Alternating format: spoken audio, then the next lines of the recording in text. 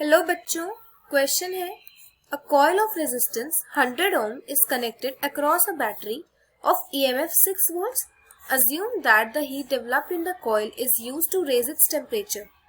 If the heat capacity of the coil is 4 joule per Kelvin, how long will it take to raise the temperature of the coil by 15 degrees Celsius? Now the solution of this question is, अब सबसे पहले हम given देखते हैं हमें क्या क्या दे रखा है।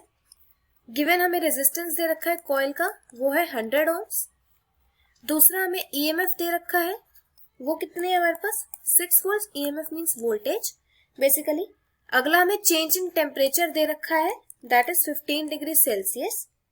अब हमें क्या कैलकुलेट करना है, हमें कैलकुलेट करना है कि कितना टाइम लेगा टेम्परेचर ऑफ द कॉइल को 15 डिग्री सेंटीग्रेड में तक इंक्रीज करने में। और दूसरा हमें क्या कैलकुलेट दे रखा है, हमें हीट कैपेसिटी दे रखी है कॉइल की 4 जूल्स पर केल्विन। तो सबसे पहले हम लिखते हैं heat produced across the coil.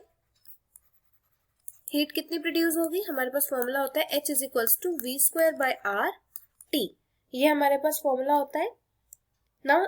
अब हमें दे रखा है कि ये जो हीट है ये इसीलिए प्रोड्यूस की गई है ताकि ये टेम्परेचर ऑफ द कॉइल को इंक्रीज कर सके, कॉइल के टेम्परेचर को इंक्रीज कर सके। तो हम लिखेंगे H it is equals to C delta T। H का फॉर्मूला था हमारे पास V square by RT, it is equals to C delta T। अब हमें V स्क्वायर दे रखा है, that is 36 by 100 T, it is equals to 4 into 15।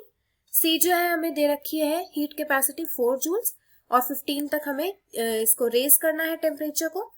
अब हमें यहाँ से टाइम कैलकुलेट करना है। इस टाइम को कैलकुलेट करेंगे तो हमारे पास T की वैल्यू क्या आ जाएगी 6000 बाय 36, दैट इज 166.7 सेकेंड्स और अप्रोक्सीमेट 2.8 मिनट्स।